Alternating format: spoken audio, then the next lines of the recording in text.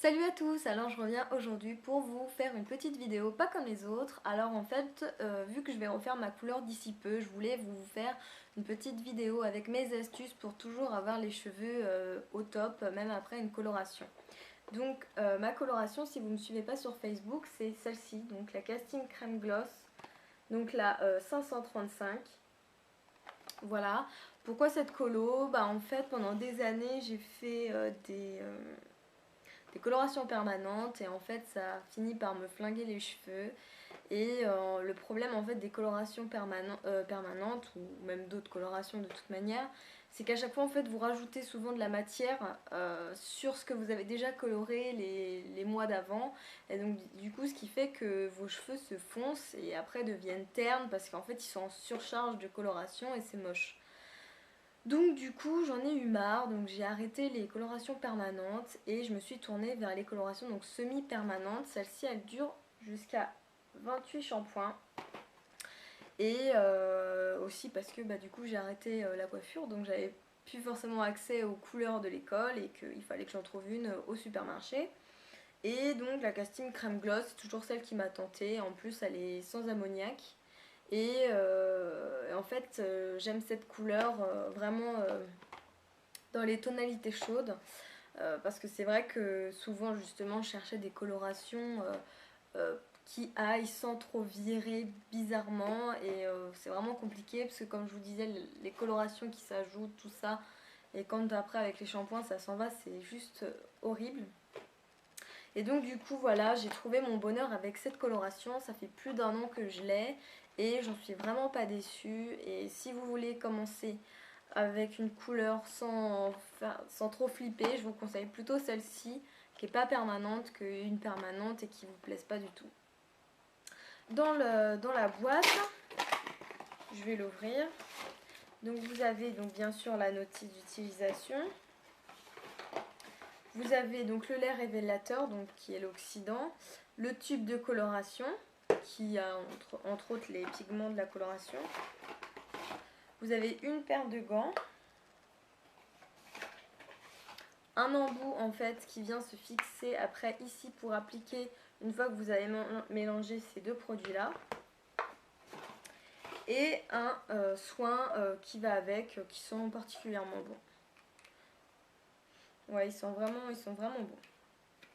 Donc en fait, qu'est-ce que je fais pour être sûre de ne pas rater ma couleur avant du coup, quand je prévois de me refaire ma coloration, c'est de me faire vraiment une semaine choc avec des soins pour vraiment les nourrir. Surtout que j'ai les cheveux qui ont tendance à être très secs vu qu'ils sont bouclés. Et du coup, je me fais voilà, des soins plus régulièrement, on va dire, et plus intensément. Ça veut dire que si vous voulez, il y a des fois, je me lave les cheveux à peu près tous les 2 à 3 jours. Et en fait, après chaque shampoing, je me fais un soin. Sauf que si vous voulez, vu que dans une précédente vidéo, je vous l'ai expliqué, vu que j'ai les cheveux fins, le problème c'est que si je les essore pour poser le soin va tellement être nourrissant qu'il va m'alourdir les cheveux. Donc en fait, ce que je fais, c'est que je les essore juste, mais je les sèche pas et j'applique le soin. Ce qui fait qu'en fait, ça les nourrit plus légèrement et ça les démêle que si en fait je sèche. Donc là par contre, justement c'est ce que je fais la semaine on va dire avant ma coloration. Parce que là je prends bien le temps de les sécher pour bien appliquer le soin, pour qu'ils rentrent vraiment bien dans la fibre et que ça les nourrisse vraiment en profondeur pour vraiment bien les préparer à recevoir la coloration. Et par contre, juste avant de me faire ma coloration, je vais laisser 3 jours. 4 jours si vraiment je suis une malade, mais bon souvent j'aime pas trop avoir les cheveux gras donc je préfère me les laver.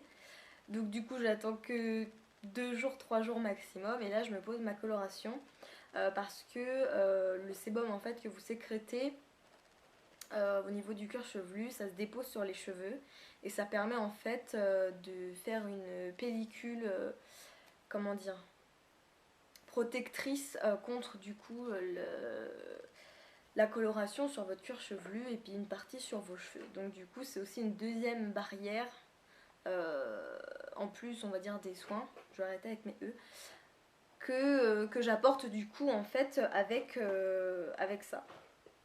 Donc ensuite du coup Vous avez tout bien qui est expliqué dans la notice, donc si ça fait plus de 3 mois, moins de 3 mois, vous avez fait une coloration, comment vous procédez. Donc si en fait ça fait plus de 3 mois, en fait il vous conseille de complètement blinder les cheveux tout d'un coup et d'attendre les 20 minutes. Alors que si vous avez moins de 3 mois de coloration, il vous conseille de faire en fait que les racines, attendre 15 minutes ou 10 je sais plus, et après de faire les longueurs et de laisser poser le temps qui reste de colo. Des fois j'ai le courage, alors je fais les racines, j'attends, je pose les longueurs, mais franchement le plus souvent je le fais pas tellement parce que si vous voulez le temps déjà que... En fait je fais correctement les racines sur tout le devant, sur tous les côtés et au niveau de derrière. Et le problème c'est que de toute manière, le temps qu'on prend pour appliquer correctement sur les racines, ça fait déjà un temps de pause déjà pour les racines. Donc si vous voulez, le temps déjà que je pose directement en fait après. Sur les longueurs, je l'allonge. Et après, j'attends, par contre, j'attends pas totalement les 20 minutes de pause, j'attends un tout petit peu moins pour éviter de surcharger vraiment les longueurs. Mais sinon, voilà comment je procède. Après, au niveau de la douche, en fait, ils vous disent de vous rincer les cheveux et puis après, d'utiliser ça. Bon, c'est un peu étonnant parce que c'est vrai qu'ils ne spécifient pas sur la notice en fait, si je dis pas de bêtises. En fait, ils disent pas spécialement de...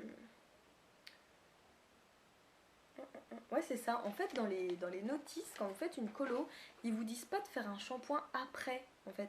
Ils vous disent, ok, vous enfilez les gants, vous mélangez le produit, vous posez votre colo, vous attendez, vous rincez, tadam, vous faites le soin. Sauf que moi, en fait, je fais un shampoing avant le soin parce que c'est vrai que des fois, on peut mal rincer et en laisser peut-être derrière les oreilles, dedans ou quelques fois sur le cuir chevelu et qu'on peut pas voir. Le problème, c'est que ça peut causer des réactions allergiques. Et du coup, je préfère de toute manière faire un shampoing pour éviter de sentir la colo, tout simplement, même si celle-ci, c'est quand même une colo qui sent bon. Faut pas déconner. Donc, c'est très important quand même de faire 1 à 2 shampoings. Le mieux, c'est post-coloration, comme le Vitaminocolor de chez L'Oréal. Mais bon, si vous n'avez pas ça, vous en foutez, hein. Vous faites un shampoing pour cheveux colorés, ça va très bien aussi. Mais c'est quand même mieux de se faire un shampoing que directement passer au soin comme il l'indique. Moi je trouve ça pas vraiment hygiénique. Je trouve pas que les cheveux sont totalement rincés sans shampoing. Ça s'accroche alors on a quand même du mal à rincer, donc je préfère faire un shampoing. Voilà, je sais pas si vraiment tous ces conseils un peu pêle-mêle vous les avez retenus.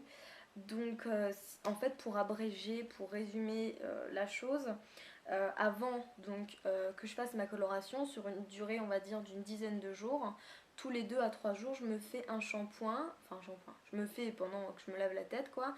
À la fin je m'essore vraiment bien les cheveux pour enlever toute l'eau et je me fais un soin que je laisse poser pour vraiment les blinder pour la coloration. Ensuite, le dernier shampoing que je fais, je laisse un espace de 2 à 3 jours pour qu'en fait le cuir chevelu sécrète le sébum et puisse protéger, faire un film protecteur pour le cuir chevelu et aussi légèrement pour les cheveux. La coloration, donc bien évidemment, bien mélanger les produits comme il faut, bien le secouer pour pas que ça fasse de grumeaux. Ça, je l'avais pas dit. L'appliquer tranquillement quoi, je veux dire faut pas être pressé, surtout celle-ci c'est quand même une coloration pas comme les colorations 10 minutes qu'ils font dans le marché, ça c'est une horreur parce que vous retrouvez rarement avec le résultat sur la boîte parce que vous n'arrivez pas à tout simplement appliquer la coloration en 10 minutes.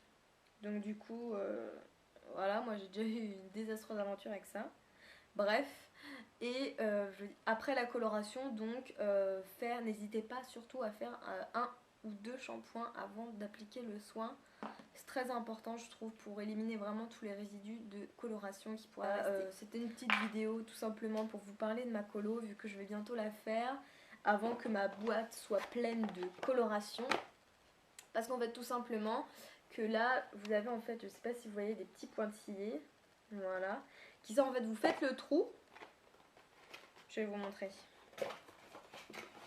Ce qui est bien avec eux, c'est qu'en fait, ici, vous faites un trou. Donc, c'est déjà pré-percé. De